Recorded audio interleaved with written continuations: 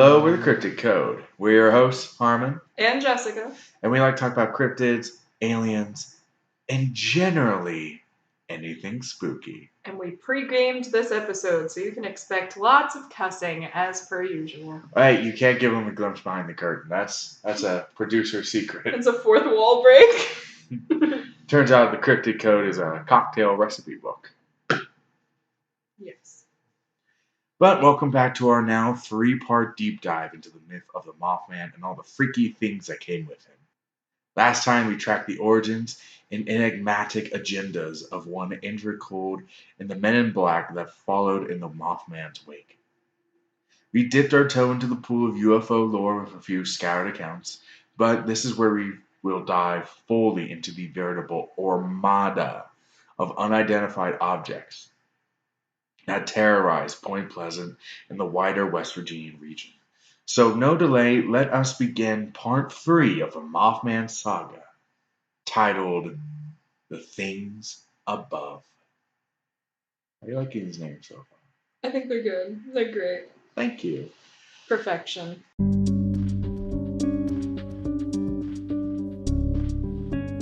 Our story begins in the town of Ravenswood, West Virginia.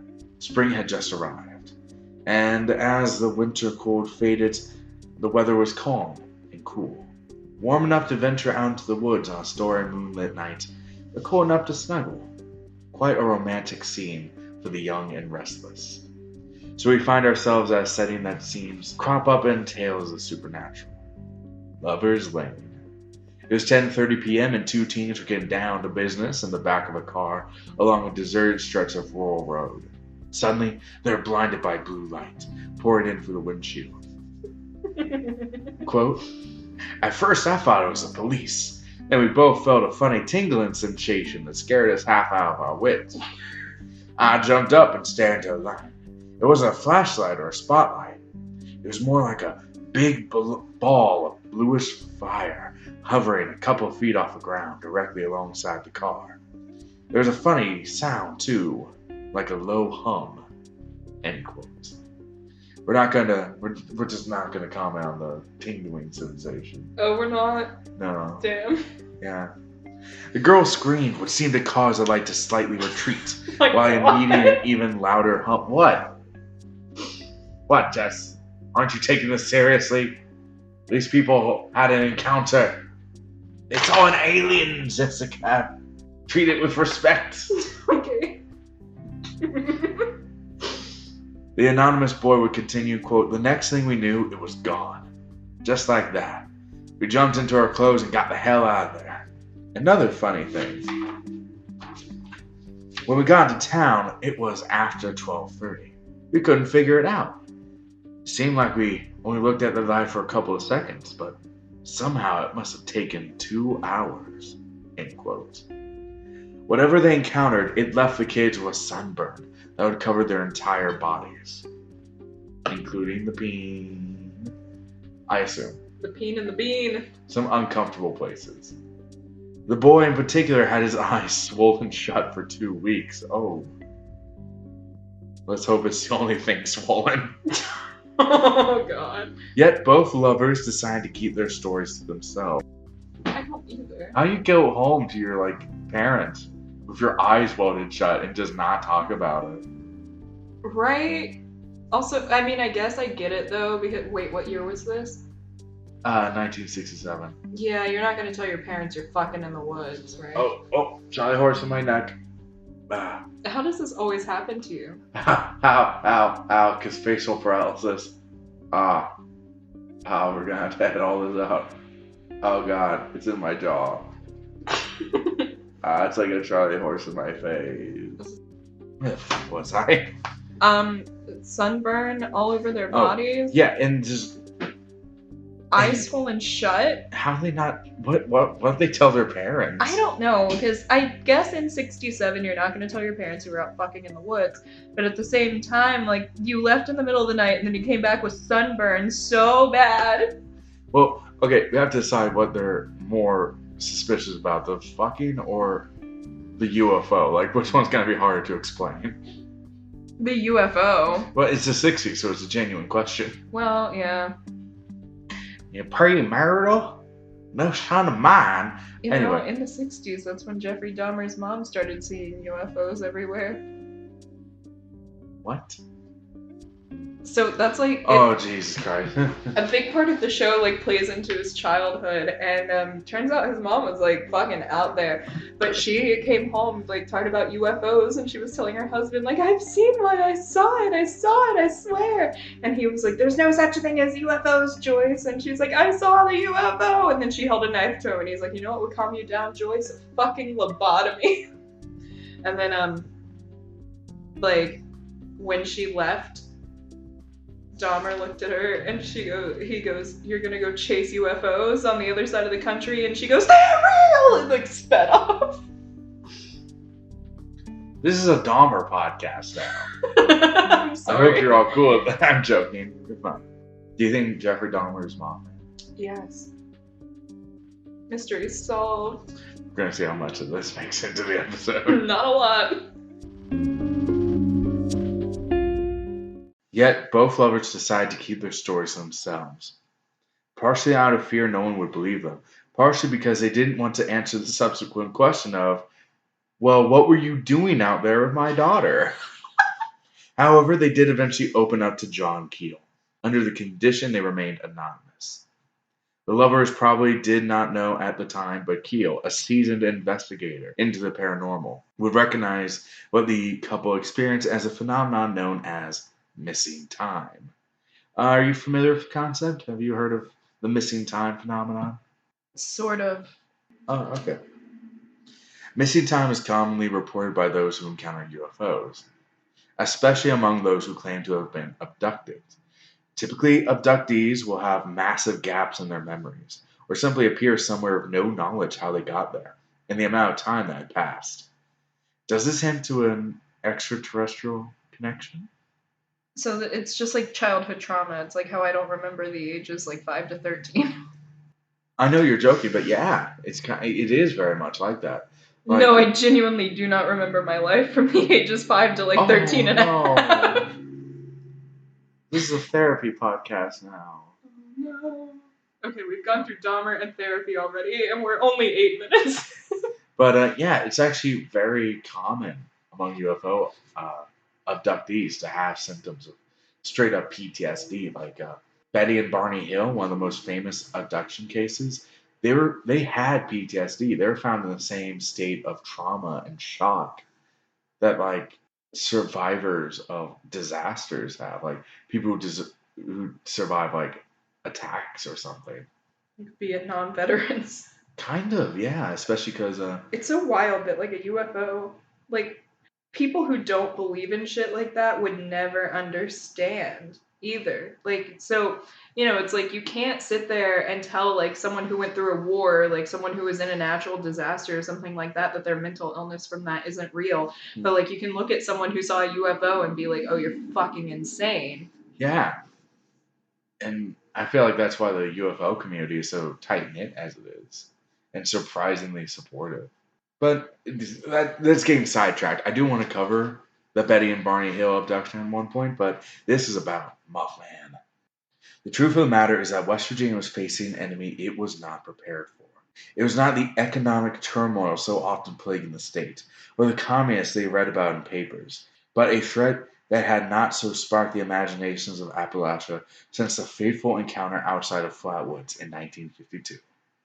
Yes, we will get to Flatwoods at some point, but for now, whatever unknown entities pilot the UFOs and the other glowing lights in the sky had their sights firmly set on Point Pleasant. Keel and Hire were running all over Point Pleasant, tracking accounts and sightings of UFOs. They also regularly spot UFOs on the hilltops surrounding the town. In one particular case, Keel and Hire were skywatching from a hillside along Dan Darrison, a movie producer from New York working on a documentary on UFOs. He was also a trained pilot, so when they saw a red glow darting across the sky, he could confirm it did not look like any plane he knew. This was confirmed as when the plane crossed the only cloud in the sky. It did not emerge from the other side. Instead, a normal plane that did not resemble the object they saw came passing through. Which is a bit freaky, isn't it? Like, you see a UFO come in one side and a plane comes out the other. Yeah. It's like a very small cloud. It's a little much. Before the end of the month, Darson would return to New York with the intention of gathering a film crew to document everything occurring in Point Pleasant. Ironically enough, this meant he would miss one of the busiest months of the UFO wave.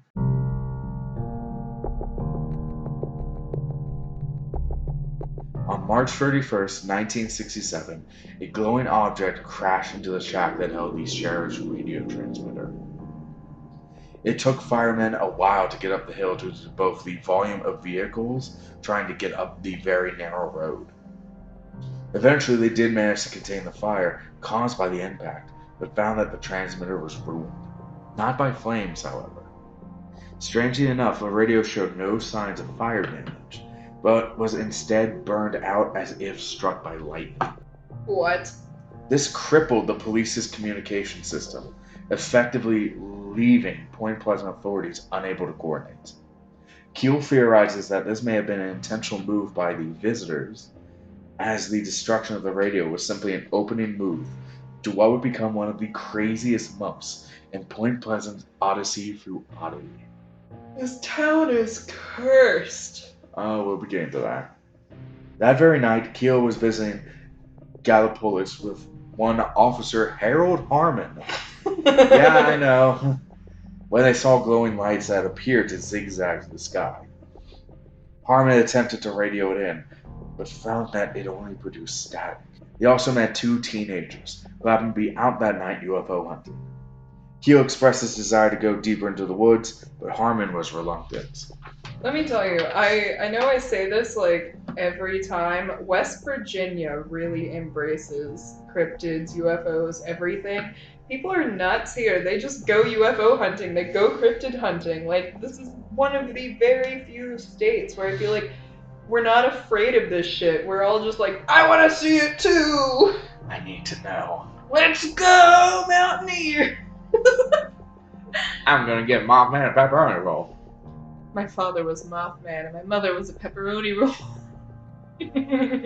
My uncle is the Flatwoods Monster. I grew up in Silent Hill. Hey. Leave me alone. So, accompanied by the two teams, Keel began his hike upwards. Once atop a hill overlooking a forest, Keel saw purple lights above the property of a local farmer named Rolf Lee. Lee would later say that he had seen plenty of similar UFOs on his farm, but tried his best to ignore them. Keel flashed his light towards one of the glowing orbs and noted that it seemed to dart away as if to avoid the beam. Suddenly, the entire forest was basked in a bright purple light. Keel and the teens were so frightened by the immense glow, they did not leave the hilltop until morning when the lights finally faded. Keel returned the next day on April 1st, this time accompanied by Mary Heyer. They searched the area. Keel saw the purple glows, then found themselves on 5 Mile Creek Road. A farmhouse, most likely Rolf Lee's, did sit on the hill, but there was no other structures. While Keel looked around, Heyer noticed a red light atop a hill south. She called Keel's attention to the blinking lights as it came towards them, swaying almost like a fishing bobber. At first, it appeared as a square or a rectangle, but as it came closer, more details became distinguishable. They described it as about 50 feet above the ground, and with a series of windows. Now, this is where reports diverge, as Keel says he could see a person through the window, while Heyer said it was simply a partition. Keel, flashing his light on it, caused it to fly up into the air before disappearing. They'll see UFOs in this area again the next day on April 2nd. Keel and Heyer watched as a number of multicolored glowing orbs. Some were purple, others were red, and others changed all kinds of colors. Keel noted that he seemed to avoid his flashlight, but he decided upon a change in tactics. He took his flashlight and proceeded to flash out in Morse code, "Descend." And to their amazement, it did. It didn't land, but actually lowered its altitude, described as with a kind of falling leaf motion, so back and forth. It's just that feather from Forrest Gump. I don't know. Weird. In the beginning of Forrest Gump, there's like this really soft, like sweet piano music, and there's a feather that just kind of floats around the city. Oh, so we have Jeffrey Dahmer, Therapy. and Gump. That'd be the ultimate. I want that as the next Versus movie. Dahmer versus Forrest Gump. Oh. Let's fucking go. Around 12:30 a.m., Hire decided to leave while Keel stayed behind. At 1:35 a.m., Keel was watching the lights from his car, where a circular object landed only a few hundred feet away. It seemed to pass parallel to the car. He described it as such, quote, "The greenish upper surface was topped by a bright red light. There were reddish portholes or circular lights around the rim. The colors were so bright, they were almost unearthly," end quote. Like LED headlights. But also at a rave. It's just a time traveler. Keel had several physical effects from the encounter. Primarily, he had an intense onset of instinctual fear, very similar to the zone of fear back in episode 1. Further, he had heard an unexplained sizzling sound and later developed conjunctivitis or red burning eyes. The following is from his own notebook. Quote, 2 a.m. Drove to turnaround point. Turned and returned to original parking position. Unable to see anything in the ravine. No lights or signs of activity. Still scared. Not anxious to get out of car. End quote. Part of what fueled his anxiety was that he could not see the moon, even though it was supposed to come out at 1:59. He would continue not to see it until he left the area around 3:30 a.m. When he returned with Hire, Deputy Halstead, and Sheriff Johnson that afternoon, they discovered scorch marks where they had seen the object. Judging from the broken tree branches, the object was also much larger, standing around 15 to 20 feet. Jesus. While they're there, Johnson's radio started loudly announcing police calls despite being turned off. So again, a lot of the weird electrical interference that people usually get with UFOs. What are your thoughts so far? We've been covering a lot. Oh god. I don't know. I'm just like really interested in what all this shit means. Like there's so many colored lights and there's bright things and other colored lights. It feels like my brain. That's just what Oh, that's the end of the sentence? Okay, cool. That's it. Yeah, no, it's so just your little inside out characters are just having a rave all the time? Yeah, I think so. Yeah, it's just anger, really. For those at home, I want you to know she had the most sincere look on her face when she said that. But continue. Sorry. God damn it, I don't remember. I'm insane. I think that's all we're taking away from this right now. You're on podcast. Jesus. Podcast. You're on a podcast with me. You're insane. They know. They know.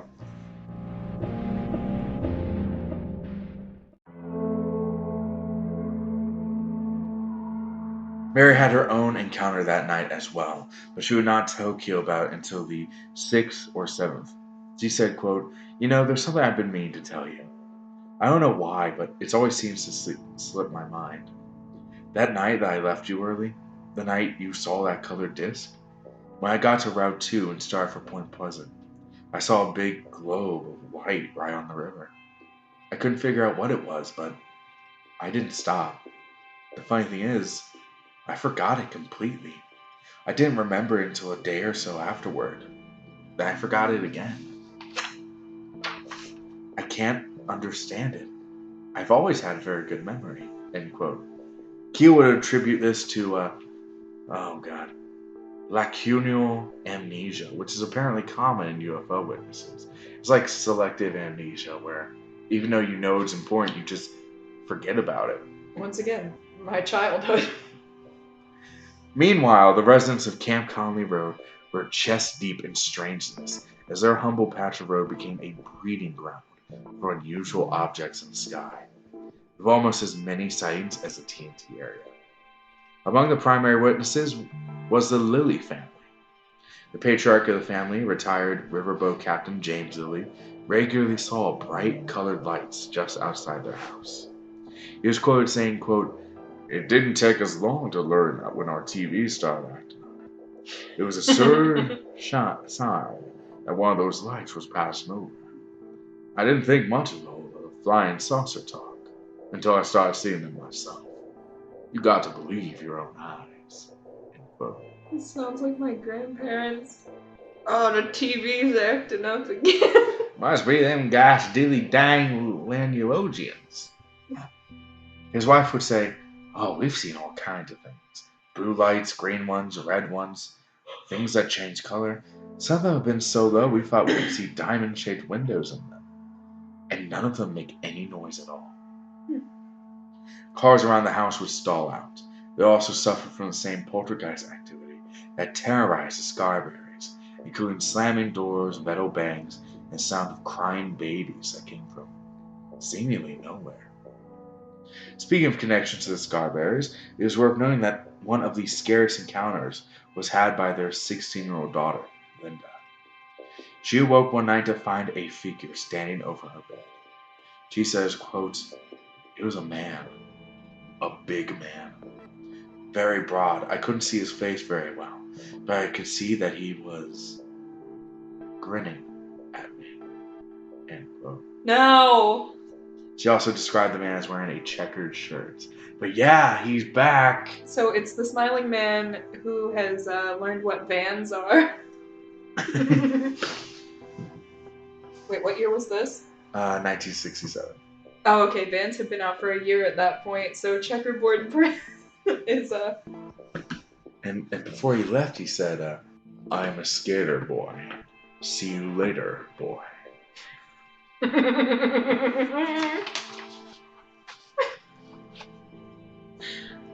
I'm sorry. That was It shouldn't be that funny. God, that was a stupid song. Can we make it any more obvious? Audible sigh. The man walked around her bed and loomed over her, causing her to scream. Linda then bolted out of bed and fled to her mother's room. Yet when they returned, the man was gone. After that, she refused to sleep alone. Now, you might want to write this off as a case of sleep paralysis. Normally, I would agree, but there are some things that hint to this being more. First of all, she was able to run.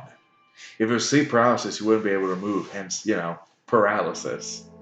Secondly, this exact figure was seen by another group of Point Pleasant residents, the Scarberries.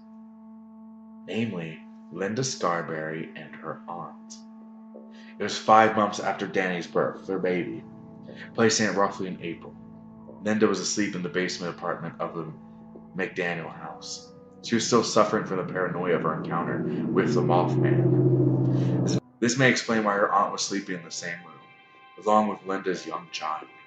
Shortly after the clock chimed midnight, Linda woke up to see a man in these same checkered shirts, now with the added details of black trousers and a crew cut.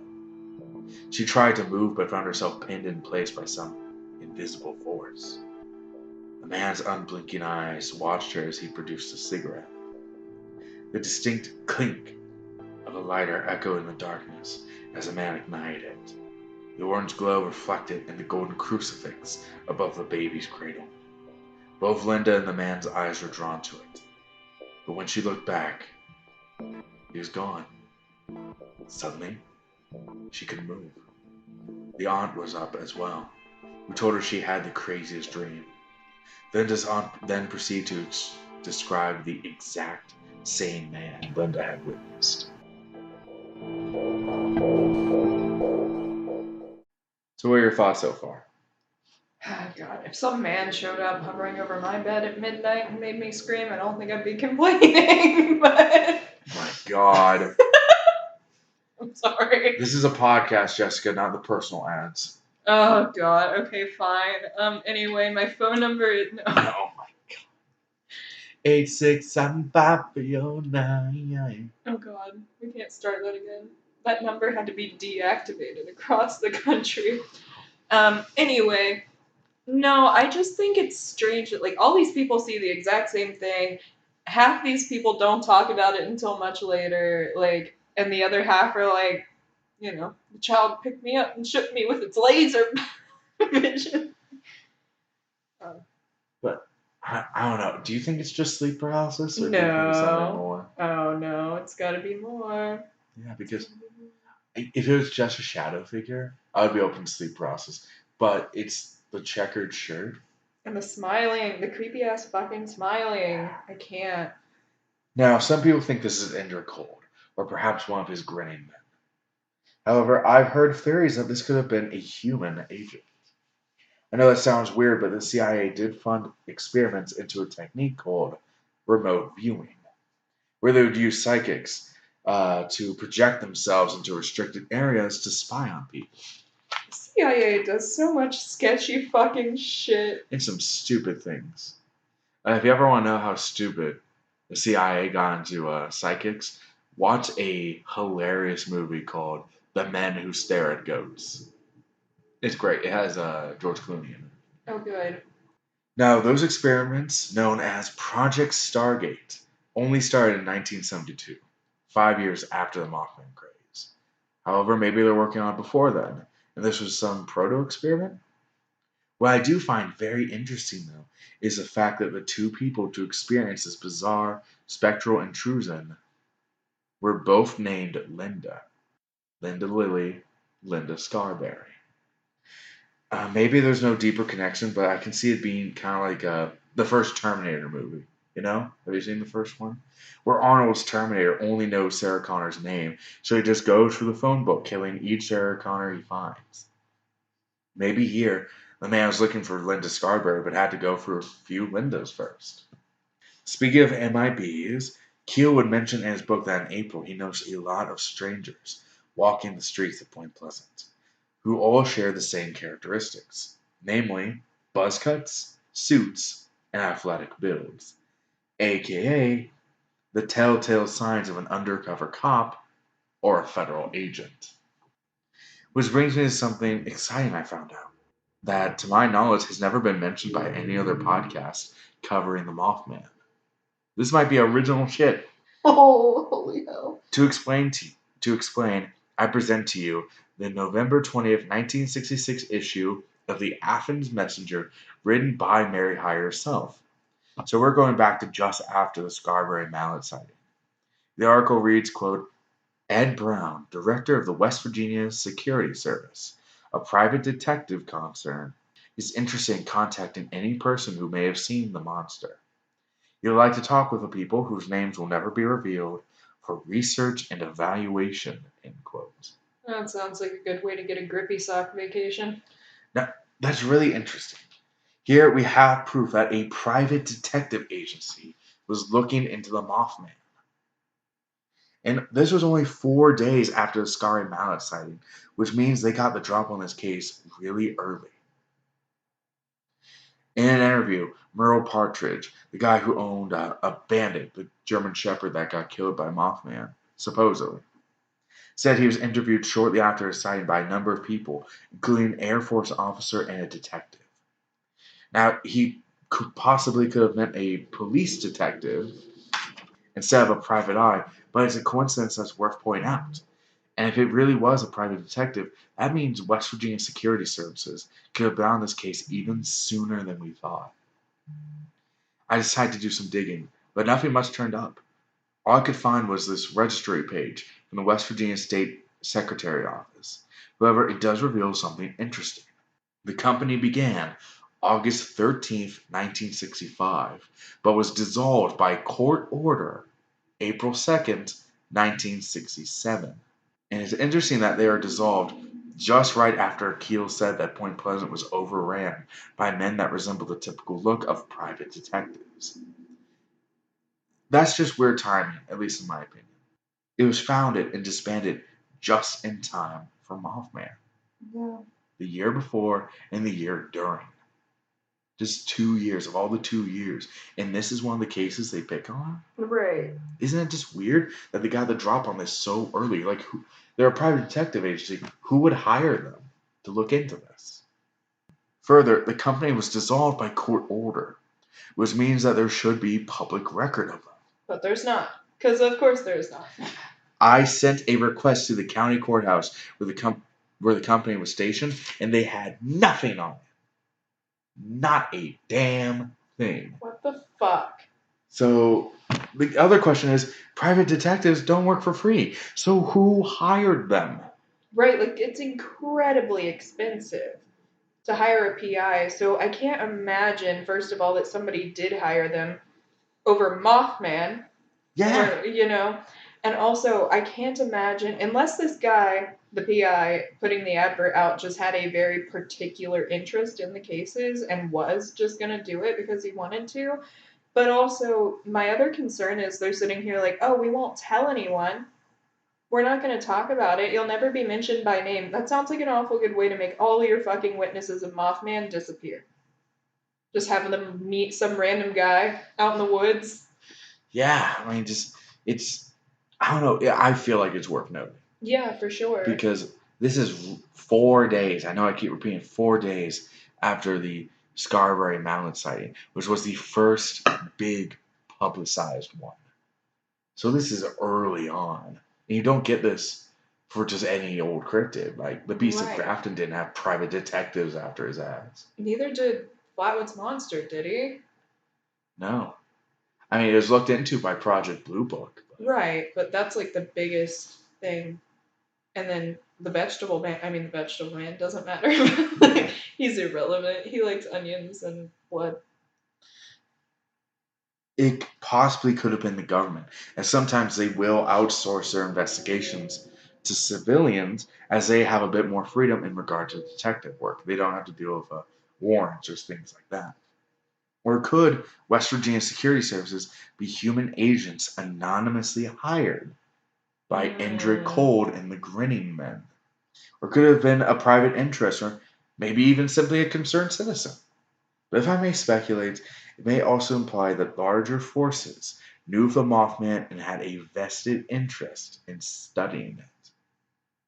I just think I feel like this is big news, and having no one else ever, to my knowledge, mentioned it before is weird. Am I gonna die? Am I gonna get killed? Is WVSS gonna come for me? I don't know. I'd say you could hide out here, but I'm sure they know where I am too. On April 6th, Mary Hyre and John Keel sighted another UFO and even managed to communicate with it. I think it would be best to let Mary explain in her own words, as she actually wrote a legal affidavit. Yeah. Quote, to whom it may concern, I, Miss Harry Meyer of redacted address, Point Pleasant, West Virginia, a reporter for the Athens, Ohio Messenger, hereby swear that I was present at the following events and personally witnessed it as described. On the evening of April 6, 1967, I accompanied Mr. John A. Keel of New York City to an isolated hilltop on 5 Mile Creek Road south of Gallipolis Ferry, West Virginia. Shortly after 11 p.m., I observed a pale red object of undetermined size moving in a controlled manner slightly above treetop level, over a hill about 500 yards south of our position. There are no houses or roads on that hill. The object appeared to move cautiously and slowly through the sky to the far end of the sloping field. The light flickered on and off in a regular pattern. As the object drew closer, Mr. Keel got out of the car, flashed a powerful flashlight directly at it 3 times. The object immediately returned the signal by flashing a brilliant white light 3 times. It then rose upwards, and the pale red light went completely out. End quote. So, yeah, they responded in Morse code, and the UFO mimicked them. Weird. Yeah. Weird. I mean, they've got to be intelligent, right? If they can build UFOs and shit before we even have, like, our modern technology. Like, We don't even have the internet at this point. right. Like, they're so smart. They're so much smarter than us. But also, I feel like, given that they seem to be so much smarter than us, why do they want Earth? Like, why do they want to be here? Like, this is the place you fucking roll up your windows and lock the goddamn doors. Just drive by. Resources. Also, why West Virginia? I don't know. Coal. Man. Coal. What if Coal. they need coal? What if coal is dark matter? That's what they're using to power the spaceships? I want you to know I have a mental image of like little green men in a UFO, but they're dressed in like rolled up sleeves and suspenders and trousers, and they're all like Irish, going like, "Oh, we need to shovel the coal into the furnace to keep the UFO going, lads." Like it's a train. Yeah. I don't know, dude. Imagine UFOs, but piloted by little alien train conductors. I'm trying to think what Earth is good for, and within Earth, what the fuck is West Virginia good for? Metal, raw resources, Banjos. pepperoni rolls. Yes. I mean, pepperoni rolls were made in Clarksburg, right? They're pretty close. Fairmont. They were made in Fairmont. fucking Fairmont. Okay. The Country Shit. Club Bakery is the home to the original pepperoni roll, and everyone in Fuck, dude, calm down. fucking no. Everyone in Clarksburg will argue to the death that they are the home of the pepperoni roll. No, it's Fairmont. All I know is my theater troupe said Clarksburg was the original place to get pepperoni rolls, and that's why we did our fundraisers there. Shit, dog. No. Calm down. Jesus. Fairmont, okay. The point of pepperoni rolls is that they were easy for coal miners. Women would make them for their coal mining husbands because they were easy for coal miners to take in their lunch, because it's not like a sandwich with lunch meat where if you drop it, you're going to like spread your meat out on the ground and get it all fucking dirty. If you drop a pepperoni Spread roll, your meat on the ground and get it dirty. Ew. I just want people to know that is a phrase I am dealing with right now. But if you drop a pepperoni roll because your meat is in the bread, it doesn't get dirty. You just brush off the bread and you keep eating. That's the point of pepperoni rolls. Clarksburg did not get coal mines until much, much later than Fairmont did. Fairmont's one of the original coal mining towns in the state. So Fairmont is the original home to the pepperoni roll. Dahmer. Therapy. Forrest Gump. Pepperoni rolls. The tangents just can go on. You just keep going. I love it. We gotta reach that hour mark, dude. This is why none of the other co-hosts will record with me. Hey, that's not why. I know, it's because they work. It's one of many oh. I'm joking.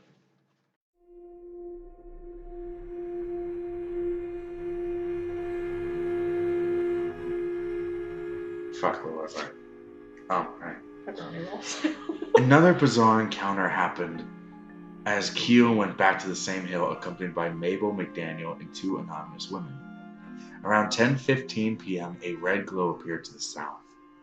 Keel flashed the glow in an attempt to communicate, but it didn't respond. However, a second glow did appear next to it. Attempting to get a better view, Keel hopped over a fence into a field. I always do this shit. I know he's from New York, but I wouldn't be that comfortable trespassing in West Virginia. Yeah, I know. I know. Jump the fence. As he crossed the field, a third light appeared, this time blue, over an orchard. John flashed his light at it, and the UFO grew brighter and brighter before suddenly, like a broken bulb, went out. The red glows soon followed suit. Demoralized, John returned to the car to find that the three women were incredibly frightened. Though they insisted on staying, John elected to stay behind by himself. 5 minutes later, another red glow appeared on a ridge nearby before turning white and descending towards the river. A boat on the river flashed its spotlight towards the glow, and just as it had done for John's flashlight, it disappeared. It's just the UFO broke down and those were the hazard lights as the red ones. The next day, Mabel met with John and explained why they were so scared. She said that she saw a tall man in the same field as him and assumed it was John. They watched as the figure, obscured by a shadow, moved out of the field and towards the car. Instead of getting in, it crossed behind the vehicle. At that moment, John's flashlight turned on, still in the field. In that instant, they came to the startling realization that whatever was behind the car wasn't John. They locked the doors and waited for him to come back, though the imposter did not seem to make any moves. This struck Keel as odd, given that he had crossed paths with the man, but he would have crossed past the man, but saw no one as he went onto the field. More UFO sightings would come in over the month. The April 18th issue of the Athens Manager would read, quote, "Unidentified objects were out in force Monday night, residents of Mason County reported. The TNT area was visited by Bill Ross and several others. Ross said a UFO came within 150 feet of them. The strange light was about 100 feet above the group," he added. Mr. and Mrs. James Lilly of Camp Conley reported that 8 UFOs were spotted in that area. They have seen UFOs nightly for 3 weeks. Another man said he and his sister watched a UFO appear between Point Pleasant and Henderson about 9:30 p.m. Travel, quote, "very low across the sky in a northwesterly direction. It was visible for 30 minutes. Several residents of New Haven have seen UFOs with witnesses describing different colored lights and brilliance. All report the absence of sound."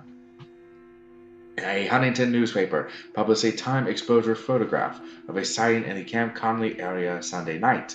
The accompanying story notes that why objects could be an elaborate hoax of some sort, competent observers say the thing is not a satellite, nor is it an aircraft, end quote. So you're getting a lot of these consistent details over such a wide area by so many different people. Some of these people seeing it just regularly. No sound, shit like that. What are your thoughts so far? I don't understand why we keep going hunting for these too. Like, I just don't. Like, people are like, "Oh my god, I got sunburnt," and then there was a man in the field with my boyfriend John or whatever, and then there's another man in a field, and then we're also looking at these lights. Like, why are we still looking for the goddamn lights? Give up, leave it be. Whatever it is, for the love of God, leave it alone. Whatever they want, them have it.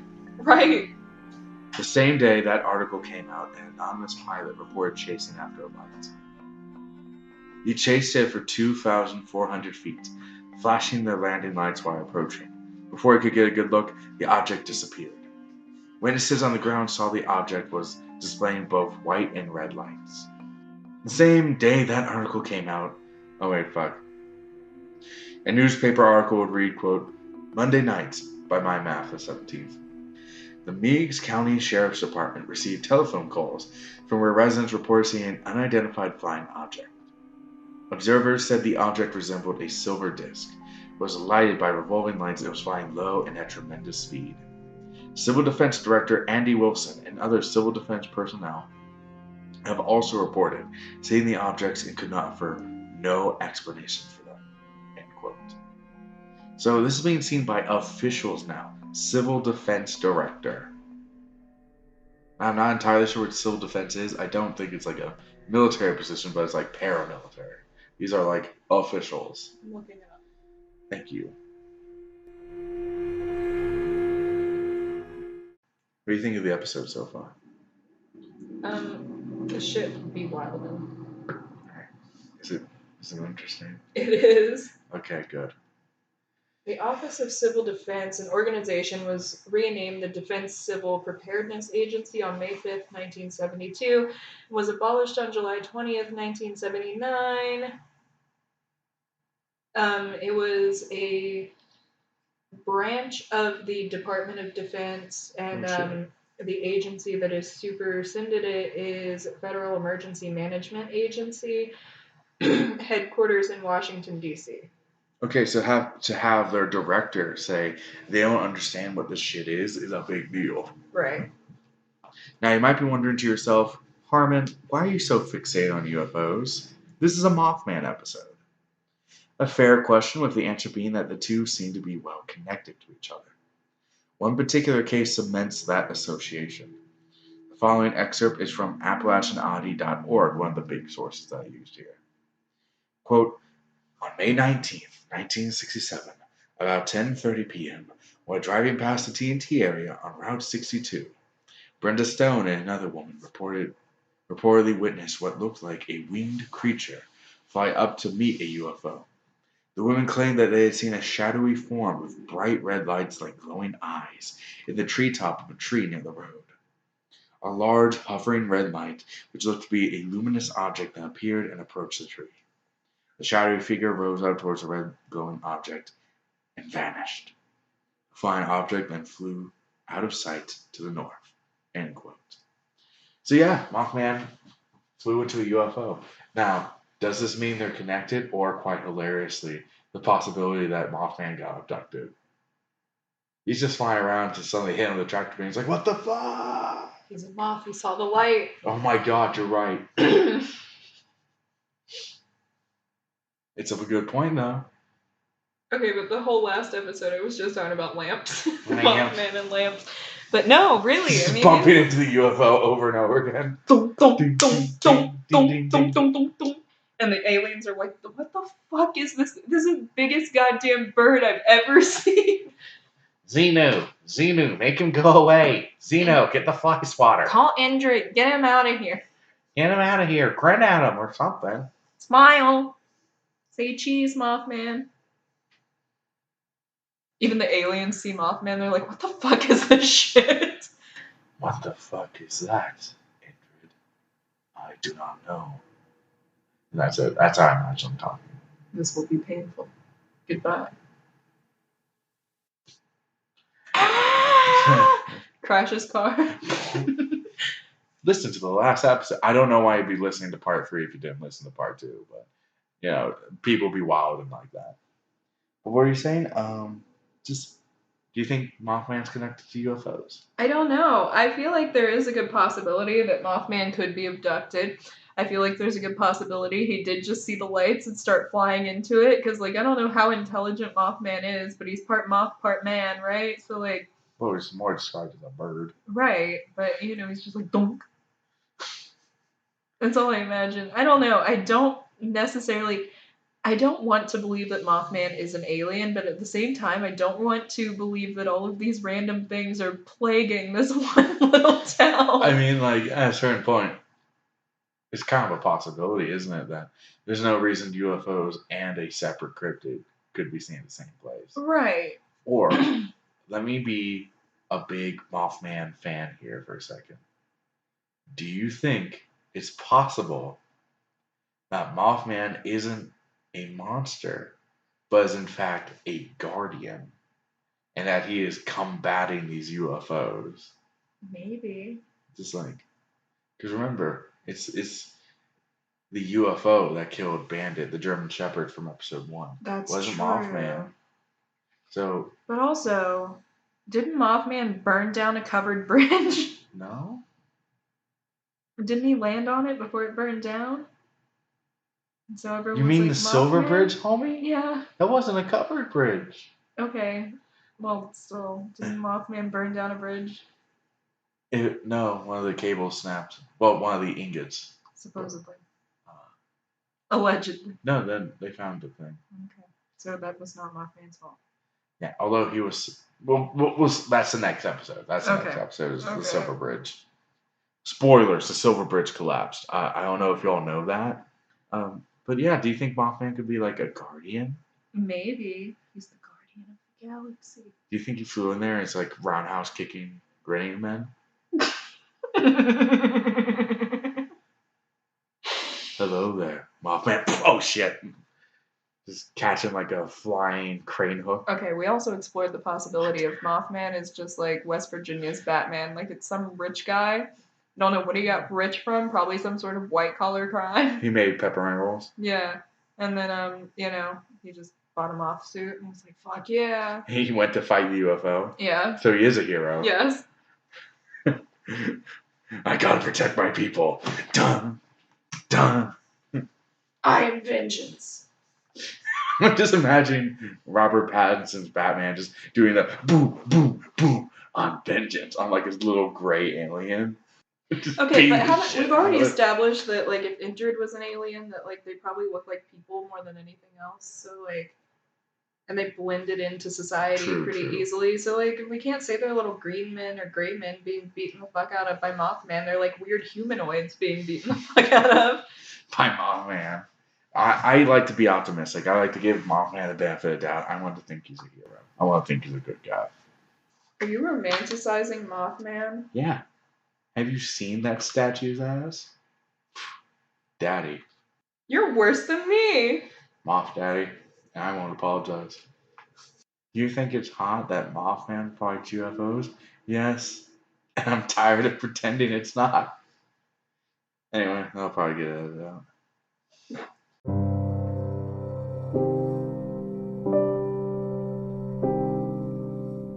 With this, we can establish a definite link between the Mothman and the glowing objects in the skies. And this shows that the Mothman case is far deeper than just a simple cryptid encounter, but very well may be a full-blown conspiracy. Keel was desperate to get to the bottom of this, yet as his interest in the phenomenon grew, so too did its interest in him. Ew. The Grey Men and other preternatural forces drew closer and closer to Keel and his allies. For example, on May 5th, Mary Hirewood again encountered a strange man who had visited her office. Remember the one who went hee hee when he saw a pen? Sorry. She would find him wandering the streets of Point Pleasant.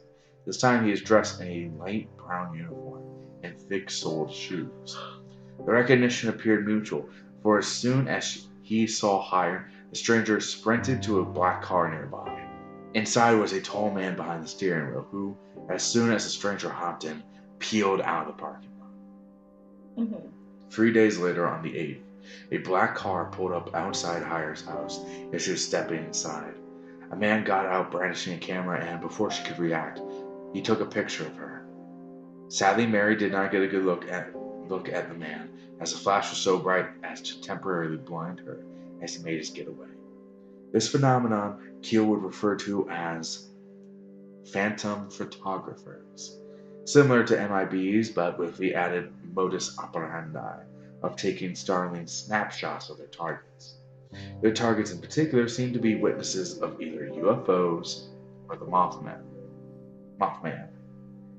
Back in April, a man in Ohio was driving along Route 2 when a black figure burst out from the tree line of the Chief Cornstalk hunting grounds and flew just above his car.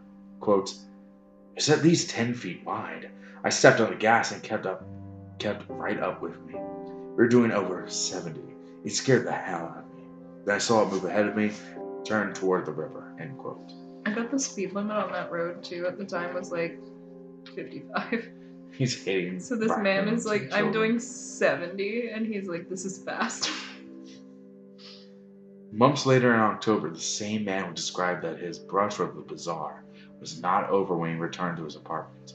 He tells Keel, quote, "When I opened the door, I saw this man standing in my living room.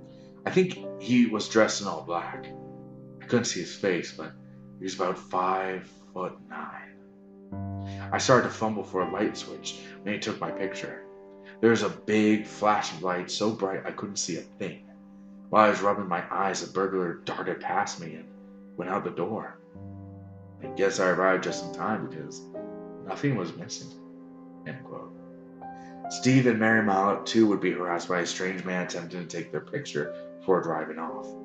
They managed to write down the number of his Volkswagen, but when the police ran the license plate, the search came up empty. Unlisted license plates are very hard to come by, so whoever was leading this campaign of stalking, they evidently had quite the resources behind them. It was you. I don't have that kind of money, hombre. I still order off the dollar menu. It became evident that these phantom photographers were not content to remain in Point Pleasant. According to the Mothman prophecies, there are reports of these optic observers targeting UFO witnesses all over the country. And, even more frightening, they had taken notice of Keel himself.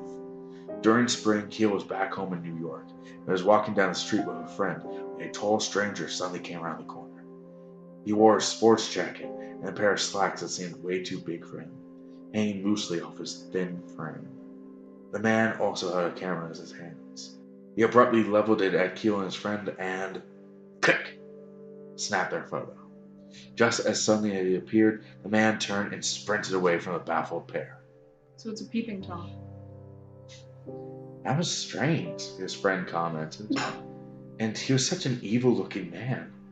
Why'd he take our picture?" It's Jeffrey Dahmer! My God, Jess. You can't keep bringing back the tangents. But what do you think? Do you think it's just a coincidence or something more? I don't know. It's so confusing. Just the amount of shit that goes on. No, it's not even that. we haven't gotten to the weirdest shit. I know, that's the problem. Episode 4 is gonna go is fucking bananas.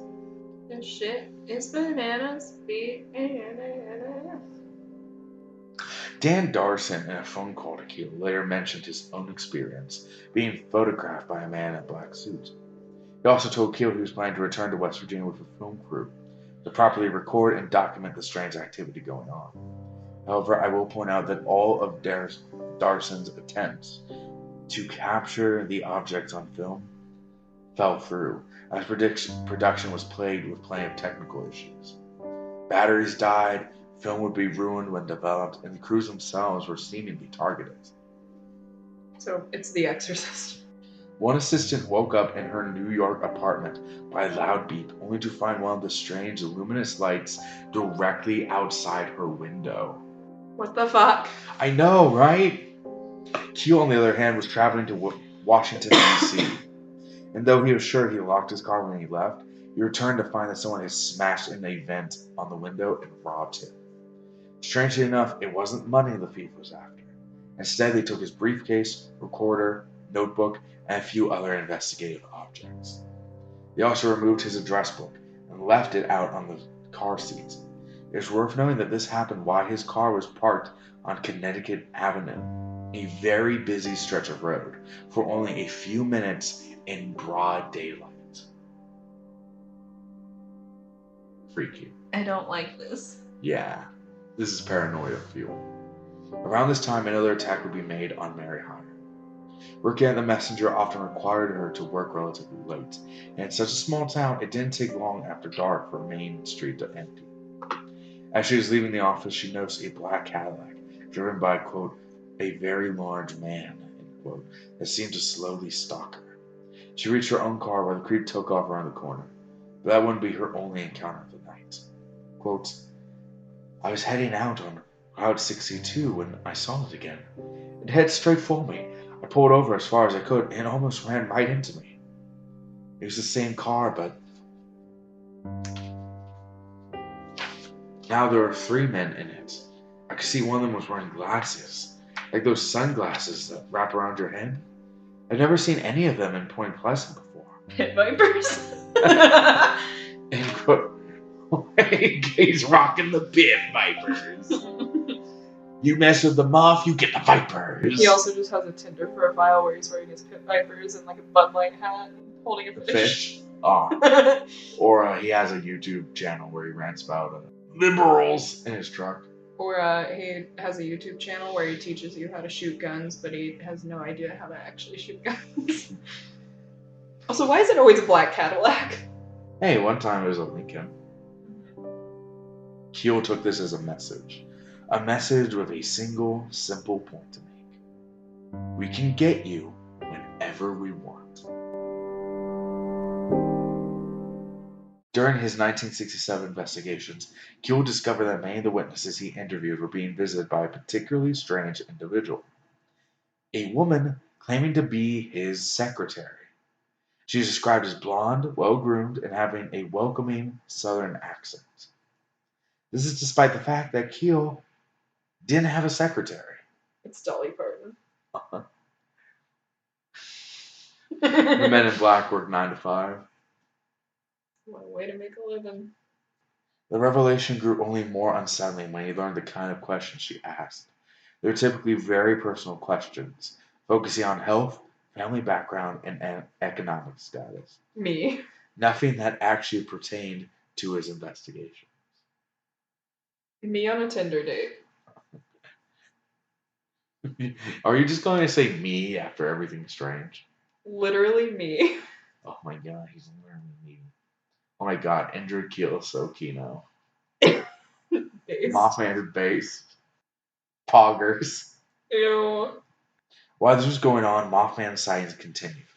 On November 2nd, 1967, a woman named Virginia Thomas, sister to Marcella Bennett, one of the earlier Mothman witnesses, was within her home inside the TNT area when she heard a strange noise from outside.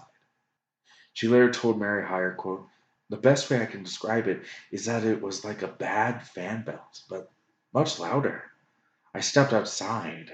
It seemed to be coming from one of the igloos. and I saw a huge shadow spread across the grass. It was just afternoon, so there shouldn't have been any shadow like that. Then this figure appeared. It walked erect like a man, but it was all gray and it was much bigger than any man I've ever saw. It moved very fast across the field and disappeared to the trees. It didn't seem to be walking exactly. It was almost gliding, faster than any man could run. It was hunting season, so I knew it wasn't a hunter. No hunter in his right mind would dress in gray. Around here, they wear red coats and red caps. And it wasn't a bear or anything like that.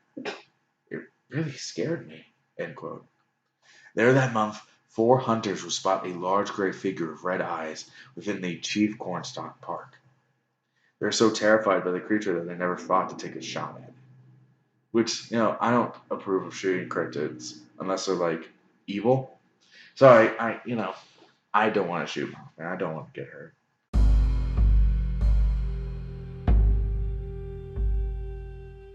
Early in December, Keel would receive a phone call from Dan Darson around 2 a.m. He was in intense panic, the most Keel had ever heard him in. It is worth noting that Darson got his start by recording a riot in 1961 as an 18-year-old. He was not a pussyfooting, sensitive artist type who would crumble easily under pressure. Yet his voice was shaky when he spoke. How can I stop all this, Keel? Stop what? All the things that have been happening. I want to quit. I want out. Keel gave him honest advice. Leave it all behind. UFOs and the associated strangeness were like an addiction. The curiosity pulling deeper and deeper as you crave that final catharsis of putting it all together. But you know what they say about curiosity in cats. Searching harder, looking closer, only pulls one further into the trap. Continuing could consume your life and in time consume you too. And like any addiction, Darson had to quit cold turkey. Darson would send a portion of his files to Keel. He destroyed the rest. Dan never told Keel what happened that finally pushed him over the edge. Thoughts? What the fuck? What is going on? Yeah, this is freaky. This is a genuinely scary episode. I don't like that. Like, I need to get I need 7 padlocks added to the front door. And that last thing about racing towards catharsis, I feel, is a very fitting conclusion for this episode. Yeah. You see, we're drawing towards the end of this story, but that doesn't necessarily mean the end to the mystery, the answers that we've been craving. What it does mean is that we're building up to something. With all this fear and tension, everyone in Point Pleasant could feel like the world was holding its breath. Like it was all building up for one final snap. And it would come. And when it did, everything was going to come falling down. And that'll be for our next episode, Mothman Part 4 of Portents and Prophecies.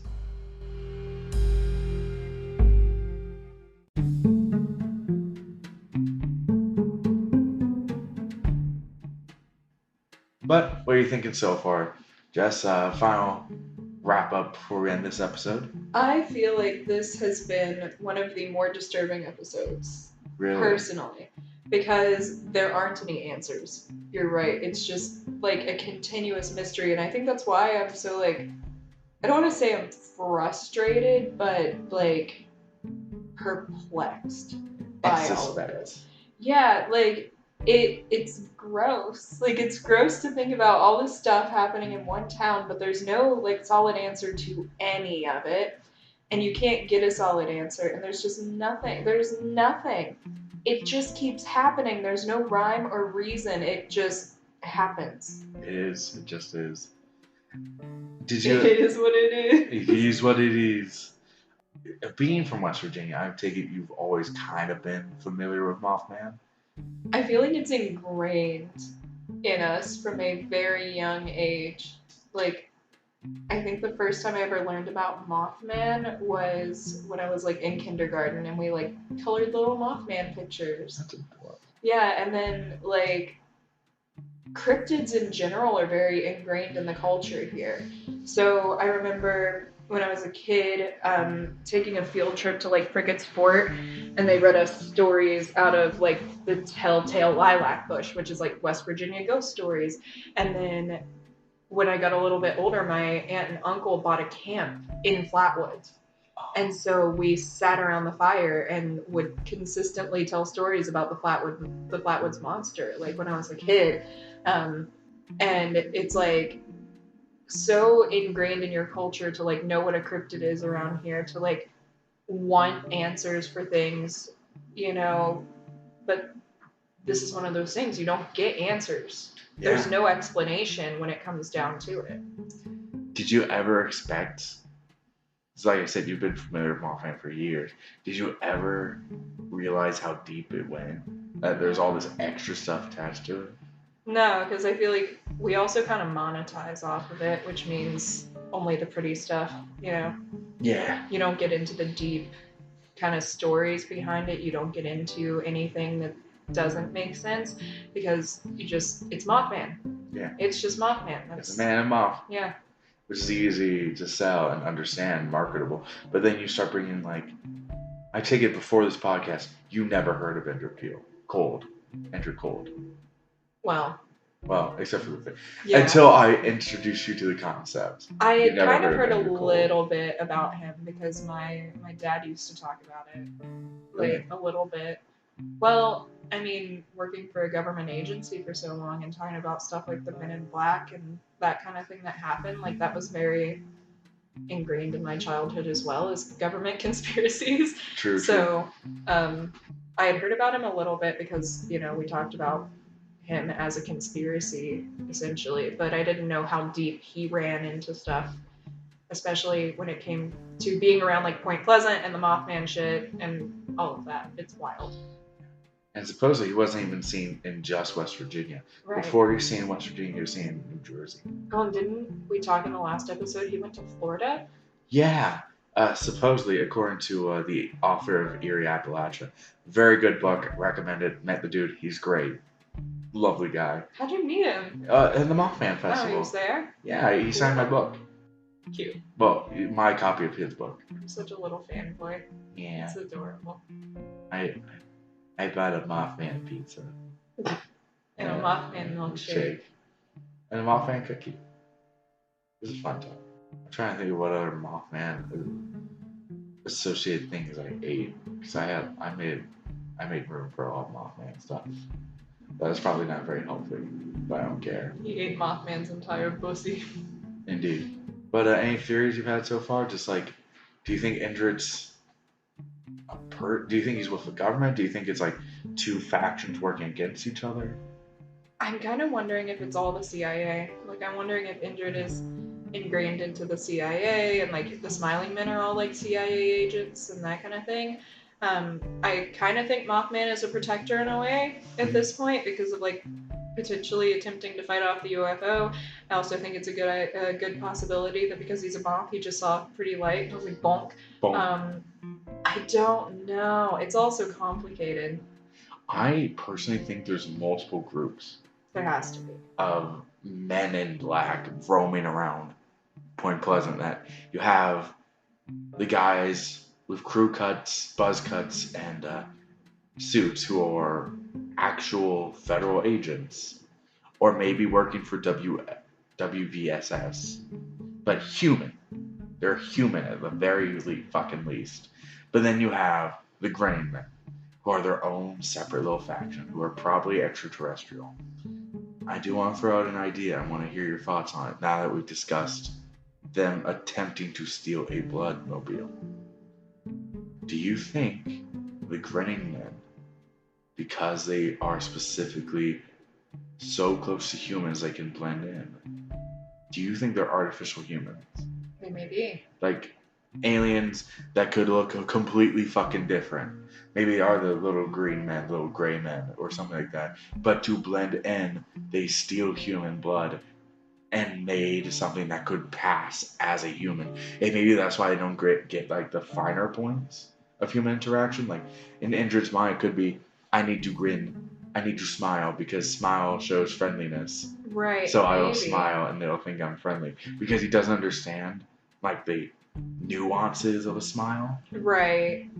I don't know. I feel like that is a possibility. I don't want to believe that anyone yet is like a complete bad guy in any scenario. Because I mean, Indrid was nice. He helped people. He like got that one guy's shoes and watch back, right? Yeah, but on the flip side, intimidating witnesses and trying to kidnap Connie. That's true. He did try and kidnap Connie. Supposedly, it might be someone else, but it was very close to how Indrid is described. So it's either him or someone in the same faction, or it might just be a big old coincidence. Are you excited for the next episode, though? I am excited for the next episode. I'm really just to the point where I'm like, some of this stuff needs to start really intertwining and like wrapping together because I am sick of having absolutely no answers. I wish I could help with that. Oh boy, so it's not getting better. No. Oh. I do have a theory that we'll discuss in episode 5. Yeah, there's a 5th episode, fuckers. Episode 5 is going to kill us. Yeah, but that one's just pop culture and theories. Okay. And I'm going to be honest, it's a theory that to me makes a lot of sense. And I fucking hate it. I took a pop culture history class as an elective in college freshman year. And we talked a lot about Mothman shit in that class. Yeah. We also watched Space Ghost episodes and had to write essays on it. So maybe not the best class. Wait, Space Ghost OG or Space Ghost? Space Ghost Coast to Coast. Space Ghost OG. Oh, so it's not even the funny talk show. No. Okay. It is like the full-blown weird superhero cartoon of Space Ghost. Okay, everyone. Final tally. Jeffrey Dahmer. Therapy. Forrest Gump. Forrest Gump. Pepperoni Rolls. And Space Ghost. Yes. Do we miss anything? No. Based. But... Ratio. We forgot Ratio. That's the one. Maidenless. No bitches. Touch grass. Anyway. Lift heavyweight makes that thought go away. I hope you all enjoyed this episode. I feel like we had a pretty fun time making it. It was a little bit of paranoia fuel, but hey, that's sometimes good for the soul. And we should be hopefully back soon with part 4 of Portents and Prophecies. But I'll have to wait until next time.